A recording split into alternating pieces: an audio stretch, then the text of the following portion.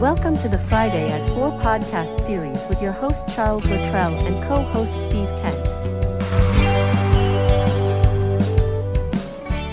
Steve, welcome back to Friday at 4. It is August 1st, 2025. How are you?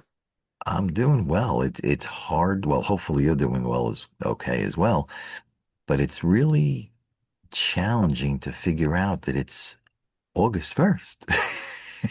And the summer's like halfway gone, and I'm like, Do you remember when I was talking about the plans with the RV and the traveling and all that stuff? Mhm. And I said, I have a year, next year, 1 year, 5 months are left.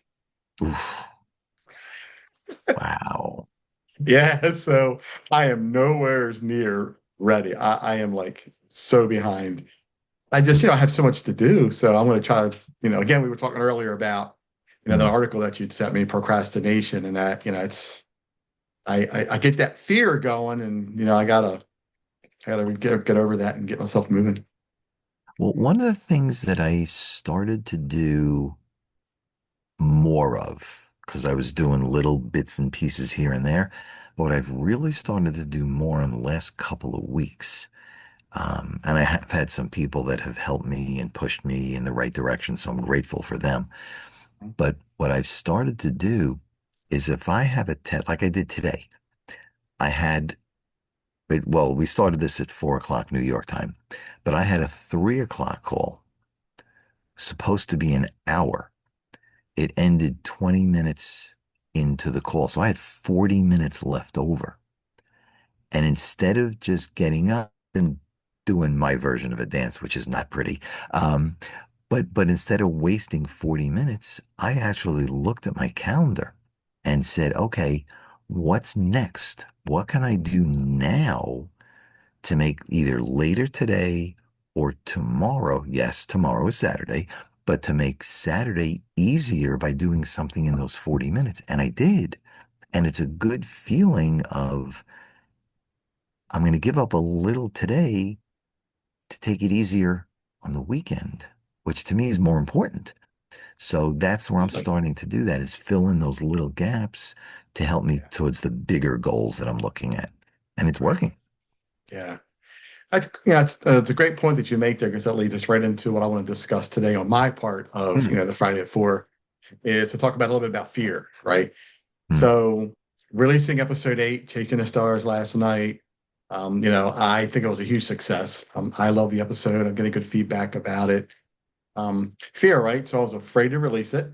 I was afraid on both sides, right? I'm afraid that people are going to not like it.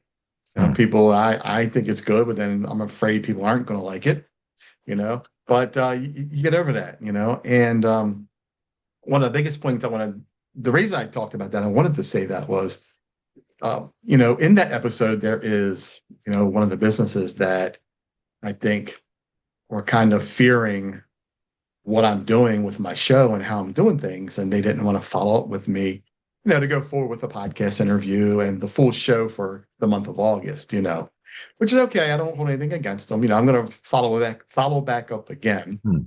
And, maybe they're just busy right now in this week because we were supposed to do it this week, Okay. But the reason I mentioned this was because I know there's a lot of business owners out there that probably, when I talk to them, send emails or direct messages through social media, who kind of fear what I'm doing because they don't know what I'm going to present.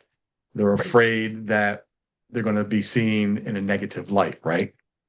And I'm here to say, look, that is not how my show works. Sometimes my visits are not perfect, and that's okay, because Hmm. then that's where Chasing the Stars comes in. And I have the badge that's called Chasing Perfection, to where it's okay if you don't get it right the first time. Hmm. That's why I do what I do, because nobody's ever 100% perfect. We would like to be, but Mm. we're all human. We make mistakes. And Correct. when we talk about those mistakes, right, and we really put out there that, look, we're not perfect. I made this mistake. I apologize. This is what happened. And we move forward. And I can send somebody in again to reevaluate and get it right the next time, right? What do you think? I think you're on target. people are afraid of the unknown. Yeah. And to Yeah. have somebody they don't know to come in and look, the perception is, what are they going to do to hurt? But when you're, and I don't mean you, I'm talking general, Yeah. Yeah. Yeah. when you're in a situation, when you have a business and you're doing things every day, you run into routines, into habits, and they Yeah. may be great. But when you get into those habits, you lose some objectivity. Yeah. So you really do need someone like you to come in and, I hate to say it this way, but shake it up a little bit. Yeah. Maybe It's truth. there could be something very, very simple, but could make a difference in a customer's eyes. So to And here's the other find, side to that too, right? Think about this. And not even just about catching somebody doing something wrong. What if you have an employee who served me or who interacted with me that was so on point and so perfect, but you never hear about it? So mm, I'm telling you that this employee was outstanding. And I had a chance to tell this owner that mm, your customer service was on point. It was incredible. They were good. They recommended, they did everything they were supposed to do. The product just wasn't perfect. And that's okay. You yeah, know, it's okay. but And the that's how other, you get better. absolutely right. And the other part to that is, it's like when you, when I talk to someone and I'm trying to interact with the show and what I'm saying and what I'm doing, the first thing I hear is, well, how many followers do you have? How many listens do you have? Okay, I get it. People want to have millions of followers and millions of Mm, listeners and think you're successful. But people don't realize you can have one follower who could be a huge influencer who could right, make a total difference for my show just right. by one person. You don't Yep. have to have 300 gazillion million followers because No, most of the time they're phony people anyway. They're bots. They're AI driven. they are. Yeah. It is true because it only takes one person, the Yeah. right person, but you don't know who that person is. Yeah. So you have to continue to do the right thing and help people to get that little bit better because you don't know who they're going to talk to, who's going to Yeah. walk into their establishment. You don't Yeah. know. Yeah. You Yeah. have to Look, do the right thing. yeah, and look, one of my videos has 15 views, 10 views, 11 views, right? But you don't know who those 11 people are. Those Correct. 11 people could be somebody who has 300 million followers. Right. You just never know who's watching.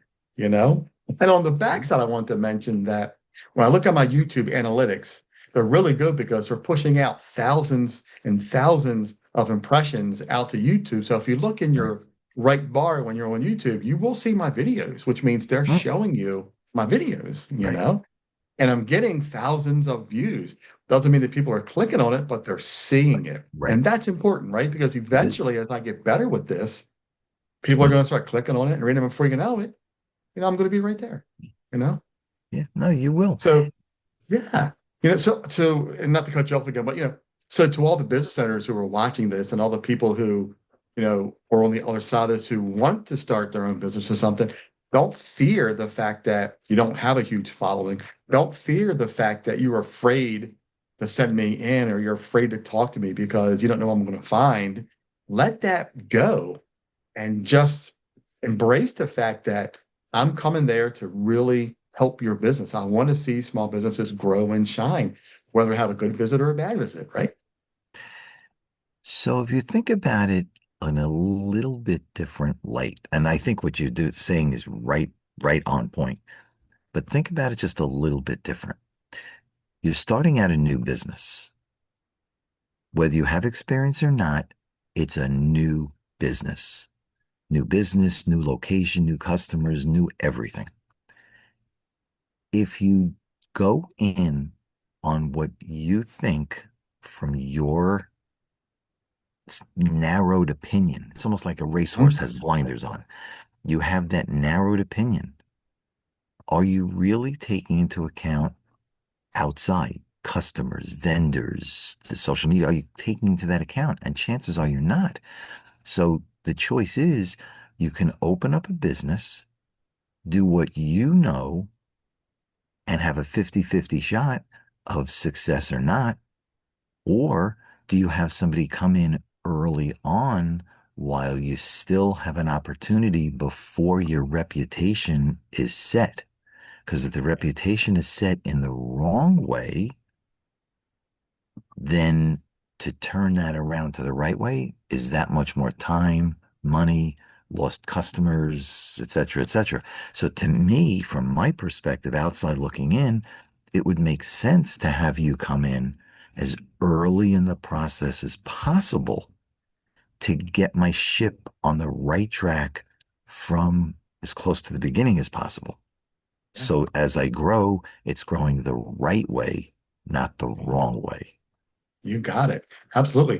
And that's why I have my RMS snapshot with Google, Yelp, and Facebook numbers in it. And it's all put together because that shows you how you're standing against your competitors, and Mhm. sometimes you're much better than your competitors, and sometimes you're a little below your competitors. And it's in different aspects of your business from either your response rate to your reviews or not responding at all, or Mhm. not having hardly any reviews at all.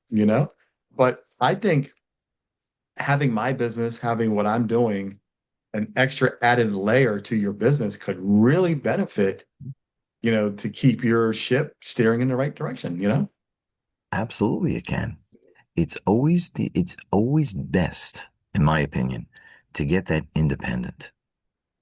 Because again, it's that whole concept of working in the business or on the business.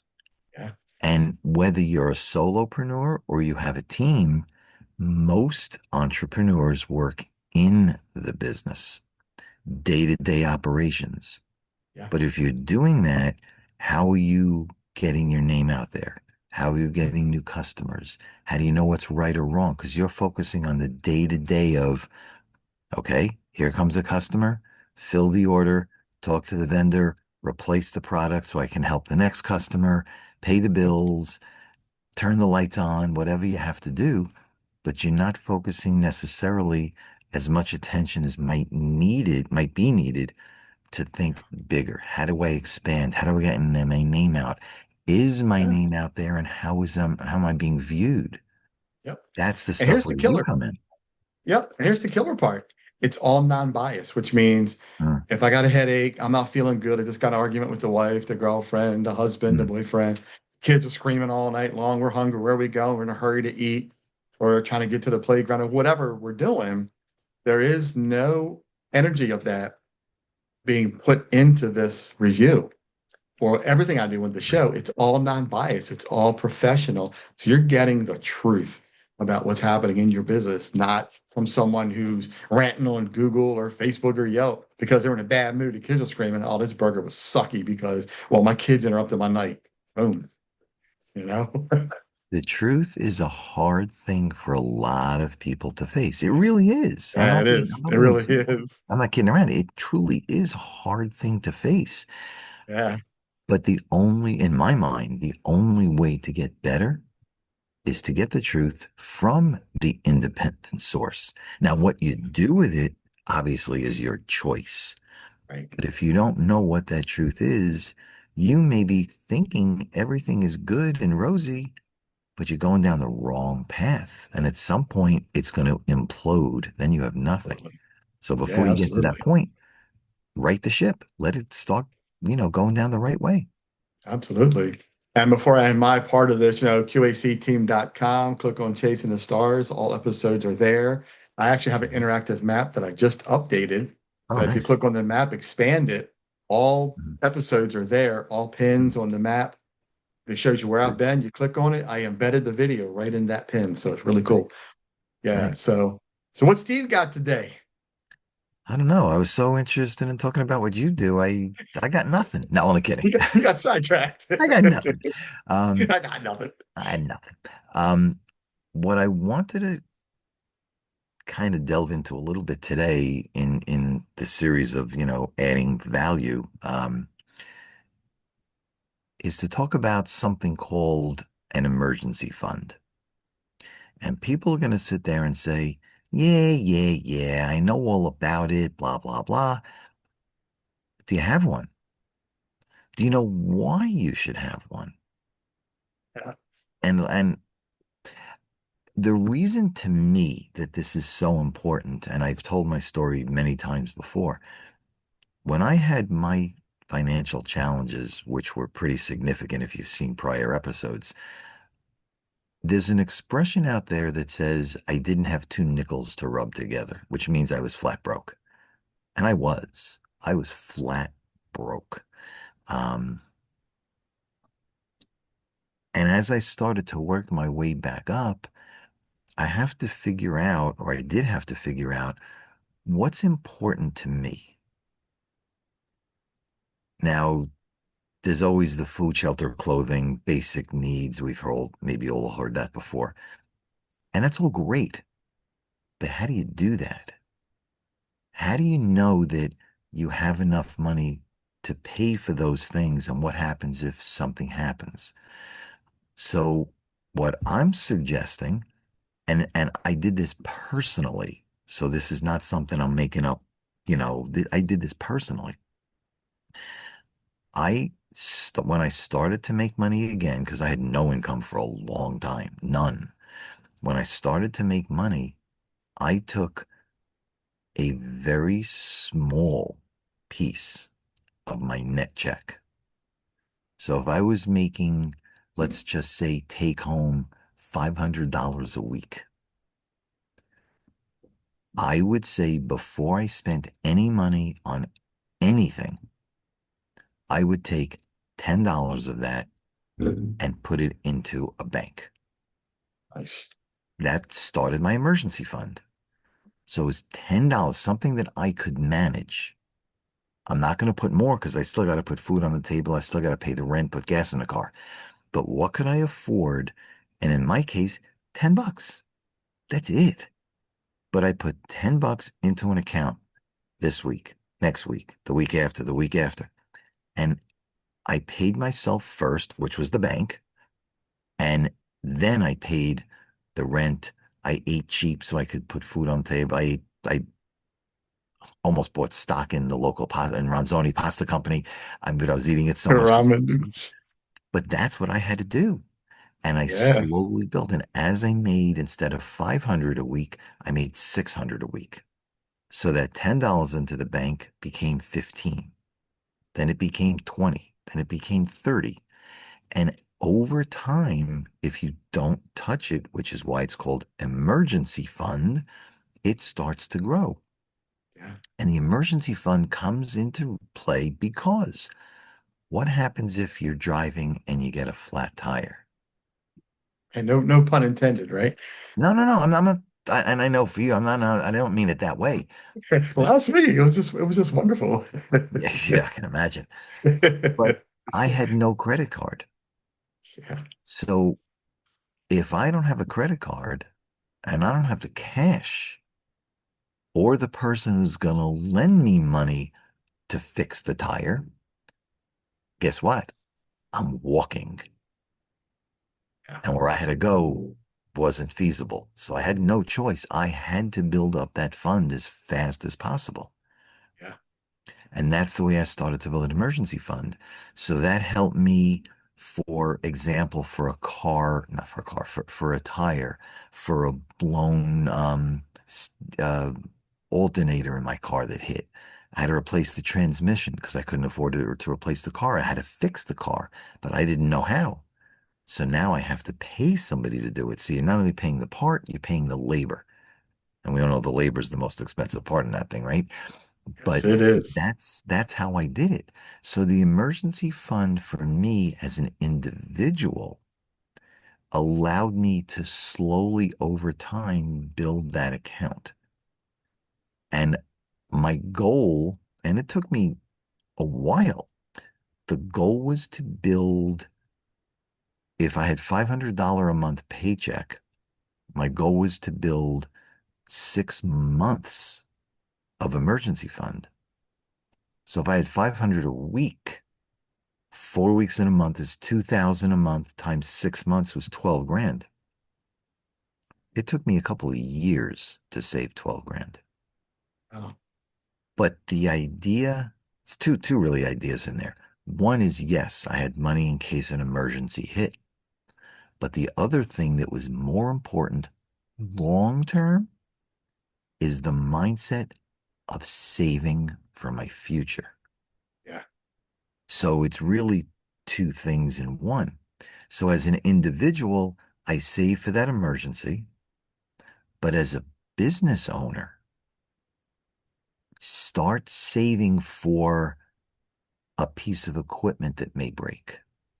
Um, a new chair if some customer sits on it and it breaks. You may have to buy inventory, maybe that unexpected increase in your insurance payment. Whatever that might be for you on the business side, you don't want to live on credit. Credit is good, buy it, pay it off, assuming you buy it. I'm sorry, you charge it and pay it off, then you pay no interest. That's okay. But if Yeah. you can't do that, try where possible to pay cash.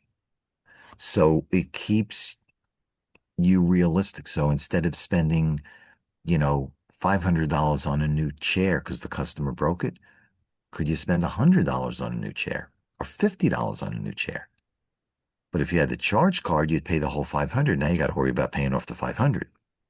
Yeah. So it builds the mentality of, and I hate to use this word, but scrimp. Live cheap. Because if you live cheap personally, you will build for the future. If you live cheap on the business side, then the business will grow because you have the cash to fund those extra things that need to get done.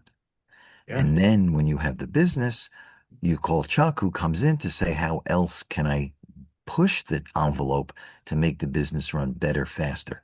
What can you tell me to change before, again, I go down the wrong path? So it Right. really does help on both sides. And that emergency fund, it's not hard. The way I did it was I started out before computer because I had none at that point. It's okay. But what I did was I took a piece of paper and I turned it sideways. So, it was going this way. And I put 7 columns each day of the week. What did I spend? And I tracked every single penny because I didn't have a lot. I had to know where every penny was going. Yeah. Was it a pain in the rear end? Yes. But in the end, it was worth it. So I took four, one for each week of the month. And at the end of the month, I totaled all the columns down and across and said, okay, this was my income. This is what I expensed, what I paid. And this is what I put in savings. Am I plus or minus? Did I spend between what I spent and what I saved? Was that less or more than my income? If I spent or saved less than my income, now I had extra money. So instead of just saying, oh, I have an extra $50 and go out and blow it somewhere, I put it on the side because then I said to myself, I want, I don't know, a book, a pen, a laptop, whatever goal I have. And if that goal is $500, Yeah. this month I had 50. I put that 50 old fashioned way. I put the 50 into an envelope. Envelope. I I still did. do I that really today. Yeah. did. I still do that today. And on the front of the envelope, it said need $500. I crossed out the 500 and I put 450. So up here, by looking at the envelope, I could see I'm making progress and I'm celebrating my wins. Are they small Absolutely. wins? They may be small wins to somebody else, but to me, they were big wins Yeah, because I absolutely. controlled the expenses. I had left over towards my bigger goal. Get yourself into the mindset, pay yourself first. If you can sacrifice short term, and it's not easy. Sometimes you want to scream, Yeah, But that's if true. you can sacrifice short term, the long road, 6 months, 12 months, whatever your goals are, you will be much better off because now you had the money and you have the mindset to continue doing it. That's your emergency fund. And it's Yeah, easy to get done. I can walk you through it. There's no cost. Take a piece of paper and draw 7 lines or 6 lines. You have 7 columns and start doing it that way. It's easy to do, but stick with it. It's like going to a gym. Stick with it and you'll yeah, see the results. I agree, right? Because, I got stuck in a situation just like that where I had 14 credit cards Ooh, because I could never catch up. You know, there were so many circumstances that were against me mm, at that time. We're talking, late 90s, early 2000s, where things were just against me, and I had no choice. And I was a young man at the time, and I'm not ever getting married, having kids, so I'll do what I want, and I'll have 25,000 credit cards, and I have every computer system and sitting video games, and I'm doing it all, and I don't care. And then it come back to bite me because there was no emergency fund. There was nothing set up but a lot of debt. well, You know, the reason that most people have an emergency fund, and here I'm going to go off on my tangent here. Most people, well, okay, so let's go with most people. They believe what they're told. Now, what that means is, I'm going to use the credit card as the example. People are told through writing, through print, writing, social media, television, wherever, get a credit card. It's great. You get a credit card, you charge. Oh, thanks for charging $300. Give us 20 back. And you think it's great. I charge 300, I pay 20. This is a good thing. But you pay 20 every month. After a couple of months, they like you. They like you so much they raise your credit limit from 300 to 500 or 1,000 or 2,000. So now because you're told charge, charge, charge. And don't worry about it. We like you so much. Pay the $20, $25, $30. Before you know it, you're in debt over your head. And all you're paying with that 20, 25, $30 is interest. You're never paying back that 300, 500, or whatever you charge. You're never paying it off. The credit card companies don't want your $300. They want your $25 a month for the rest of your life. rest of your And life. that's what Yeah, they're going to get. yeah, So having an emergency fund is never discussed. yeah. So it's that same statement of you don't know what you don't know. Yep, that's You true. don't know of this thing called emergency fund. Yeah, So if you don't know, you follow what you're told is get a credit card, charge, pay minimum. Charge, pay minimum. Charge, pay minimum. 20 years later, you're still paying minimum. right. And the balance isn't going anywhere. Yeah, and it's not going anywhere. Ain't going So, anywhere. but that's the point of you said your emergency fund. You didn't have one, but that's part of the reason why. So if you were more educated on emergency funds, which you were not, you don't know. So Yeah, now when those extra bills come along, when the marriage comes along, when the kids come along, instead yeah, of saying, oh, I can tap in here and pay this bill, now it's on the credit card right. or multiple credit cards. Yeah, And then you never pay it off. yep. And if you want Steve's advice or help on this, 516-727-2294 and reach out. Thank you, Chuck. Yeah. Again, Yeah, it's a phone call. I'm here to help you. It's a no judgment zone. yeah, I don't care who you are. And it may not sound right, but let me finish my statement. I don't care who you are. I don't care where you come from. I don't care what your economic situation is. I don't care. My goal is to help you, whatever your situation is. It's a free call. It's not being recorded. it's it's a no lose for you. You're getting advice from somebody who went through it.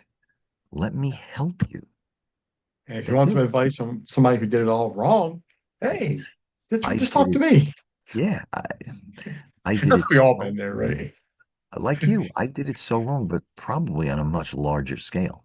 Yeah. Um, when I lost everything and went bankrupt, I owed multiple hundreds of thousands of dollars, Yeah, multiple hundreds of you were thousands. way deeper than me. Yeah. And Yeah. I had almost six figures on credit cards that I personally guaranteed. Yeah, Wow. Wow. that's Amazing. why that's why I went bankrupt because nobody now, and I don't want to make this sound bad, but I thought that I was a pretty smart guy. I had an accounting degree. I had 32 years in IT dealing with corporate executives. I Yeah. thought that I knew what I was doing. Well, let me tell you, I couldn't have been further from the truth. I was so over my head because nobody ever taught me any of this stuff that we're talking about in this series. Nobody. So when I got into trouble, it was too late. I talked to the wrong people, trusted the wrong people, didn't know the questions to ask, and boom, now you're SOL because now you signed the paper, now you owe.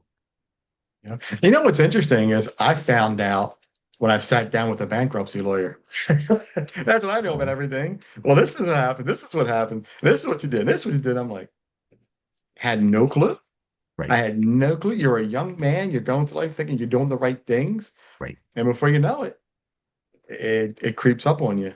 And I It think it's a does. good thing that you're doing, Steve. You're really trying to help Yeah, people who aren't there yet not get there, helping people who are there to show them that there is a way out before it gets to that hundreds of thousands of dollars correct, in debt, correct, you know? correct. Yeah. If anybody is familiar with the Alignable platform, if you go on there and you look me up and look at my profile, my why statement right there. My why is to help people not make the same financial mistakes I made. It's right there in writing. That's my goal. Again, no judgment zone. But if I can help you avoid those mistakes before you make them, so you Yeah. understand what they are and the risks, which again, what you do is up to you. I'm not going to tell you no, but at Yeah. least understand the risks that are there before it haunts you for years like it did to me. Yeah, and see how great this is, how we complement each other because now on the flip side, don't be afraid to reach out to me. Don't be afraid of what I do because I'm there to help your business grow and succeed, not come out there to say that your salad was awful, your lettuce was brown, Mm. your server was just awful, she had hair in my food. I mean, the list goes on, but you get the point that I'm not there to make you look bad. I'm there to show you the truth to help your business succeed so you don't have multiple people coming in, having that type of experience, and then telling 20 to 30 people that this happened, and then your business is tanking, you know? The other side, which I just thought of now, and I know you haven't mentioned this before, but from my perspective, what happens if you have a restaurant or a business that you go into and somebody gets food poisoning or somebody falls because the floor wasn't mopped or cleaned the right way? You know what the next thing that happens? Lawsuit. Yeah. We live in a country that is so pro the person who claims they got hurt, whether they did or not. So why give people a chance to go that route? And I have an episode that has that very issue. If you dig back into my episodes of Chasing Stars, Okay. you will find it. And it's sad that it happened the way it did, but Mhm. they didn't want to. I guess they feared talking to me because they didn't want to know Mhm. about it. Again, don't be afraid. Embrace what I'm bringing to your business, Yeah, because Yeah, a lawsuit not only will cost you, well, it'll cost your insurance company money, but then your rates are going to go way up. yeah, It's your reputation. yeah. Why A lot give people a happens, chance? If right? you do the right Yeah, thing, that's very inexpensive. If there is anything that you need to spend after Chuck's review, yeah. isn't it worth a little bit versus a lot of money and a reputation? The To me, cost it of is. my Patreon account, the cost of a host read ad, I'm right on par with what everybody else charges a host read ad. So it's not expensive. It's No, very cost effective, So, reach out to us. That's why we're here, Steve, another great episode, man. I it really was appreciate you good coming stuff. on and No, no, it absolutely. yeah, the detail is great. I mean, the emergency fund, I love it. Mhm. Fear, don't be afraid, man. That's why we're here. So another great episode.